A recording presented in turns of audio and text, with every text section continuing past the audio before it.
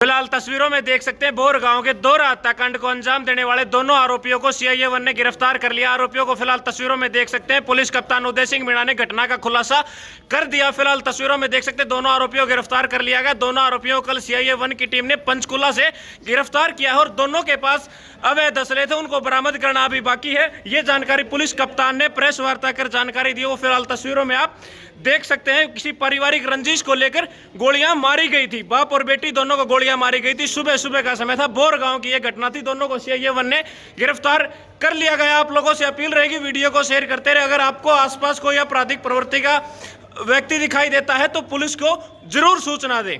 ये 11 तारीख को जनवरी को एक बहौर में एक डबल मर्डर की घटना हुई थी।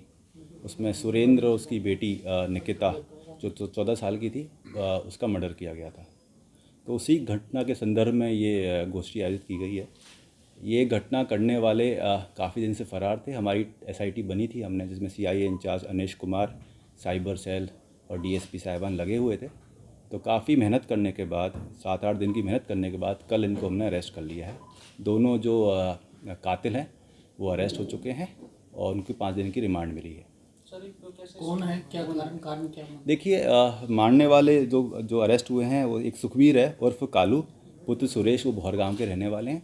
और उनका एक दोस्त अमन उर्फ रिंकू जो विजयनगर का रहने वाला है। इन दोनों को हमने अरेस्ट किया है। कारण क्या सर? अभी तक की इन्वेस्टिगेशन में कारण ये सामने आया है कि जो ये है सुखबीर है, ये इसके ताऊ का लड़का है, लड़की के ताऊ का लड़का है। इनका और इसमें कोई पारिवारिक विवाद था, इसी के तहत रंजिश तन इसने मर्डर किया है। वो अभी अरेस्ट हुए हैं। इन्वेस्टिगेशन के दौरान वो अभी बातें खुलेंगी।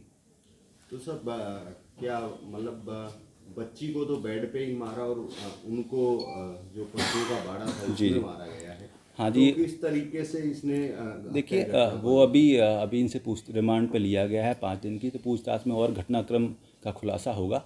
पर अभी तक की जो इन्वेस्टिगेशन उसमें ये है कि इनके पास 2 असले थे, दोनों ने फायरिंग की है। तो पहले बाप को मारा गया, उसके बाद बेटी को अंदर जो सो रही थी उसको वहाँ जाके मारा है। गिरफ्तारी के वक्त असला बरामद जी, इसमें अभी गिरफ्तार हुए हैं। अभी असला बरामद नहीं हुआ है, लेकिन अब रिमांड के बाद इनको हम ले जाएंगे और हम ट्राई करेंगे कि जो असले हैं वो बरामद किए जाएं। ये मारने वाले खुद थे या कोई साथ में लेके आए थे? नहीं, ये 2 लोग थे। मारने वाले बाइक पे आए थे, दोनों अरेस्ट कर लिए गए हैं। अच्छा, ये पुलिस ने बड़ी संजीदगी से मामला सुलझाया है। इसमें जो मारने वाले थे इन्होंने खुद इनकी पत्नी का नाम लिखवाया है, तो ये कैसे पता चला कि इन्होंने मारा? देखिए, वो कुछ फुटेज हमें मिली थी और बाकी मुखबरी से भी हमें इन्फॉर्मेशन मिली थी कि इनका कुछ पारिवारिक विवाद चल रहा है। तो उसी के आधार पर हमें लीड के हमने काम किया और जब हमें पता लगा कि ये लोग भागे हुए हैं, फरार कर रहे हैं, तो हमारा और जो भी शक था वो गंभीर हो गया। तो सर किस तरह इनको हमने कल पंचकुला से पकड़ा है। सर किस तरह का विवाद, क्या कोई प्रॉपर्टी को लेकर पारिवारिक विवाद था, प्रॉपर्टी रिलेटेड नहीं था। लेकिन इस पटल पे मैं वो विवाद के बारे में बता नहीं पाऊंगा। एक पारिवारिक छोटा मोटा विवाद था जिसको थोड़ा गंभीर तरीके से ले लिया गया, इस कारण उसने हत्या कर दी। सर पहले उसको सुरेंद्र को गोली मारी या फिर बच्चे?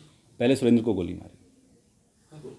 तो और कोई भी क्या कोई आपराधिक रिकॉर्ड या दोनों में से किसी का? सुखबीर का कोई आपराधिक रिकॉर्ड नहीं मिला है, लेकिन उसका जो फ्रेंड था अमन, उसके खिलाफ हमें आपराधिक रिकॉर्ड मिले हैं। लगभग 7 मुकदमे उसके खिलाफ अलग अलग जगह अंकित हैं।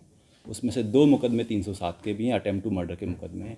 इन सभी मुकदमों में ये मतलब सज़ा काट के बेल पे आया हुआ था, लेकिन ये आपराधिक प्रवृत्ति का व्यक्ति है।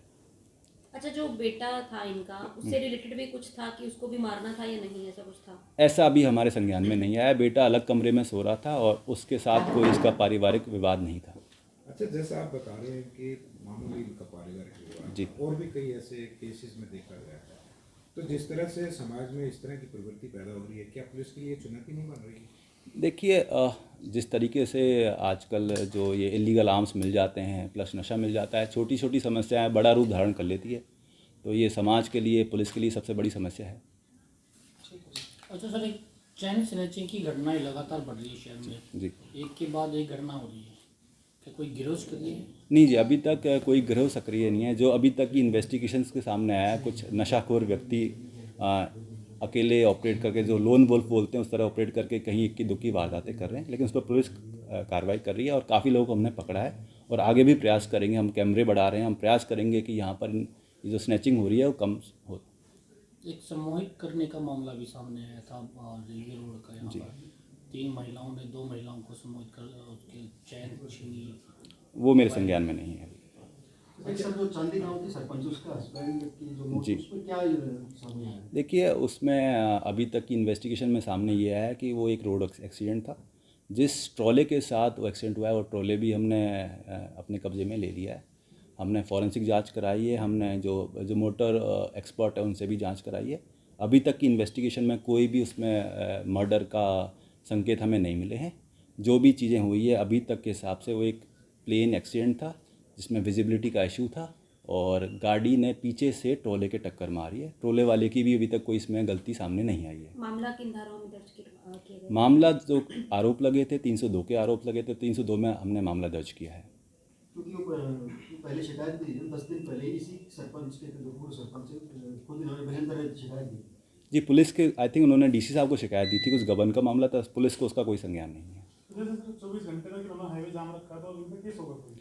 वही उस पर हम देख रहे हैं। देखिए, ऐसा है कि कुछ गलतफहमी थी तो समझाने के बाद कुछ लोग मान गए, लेकिन उसके बाद कुछ लोगों ने जो जहाँ पर उन्होंने उत्पात मचाया उनके खिलाफ हम कार्रवाई करेंगे। तो अभी जाम हटा लिया या लगा हुआ? जाम सुबह 11 बजे हट चुका है।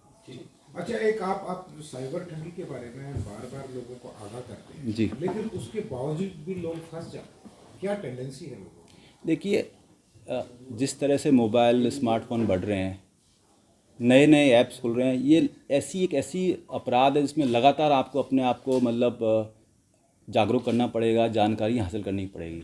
तो इसमें एक बार के प्रयास से नहीं रहेगा, इसमें सब लोगों को लगातार प्रयास करने पड़ेंगे। नए नए तरीके निकल रहे हैं, उनसे बचने के आपको नए नए तरीके अपनाने पड़ेंगे।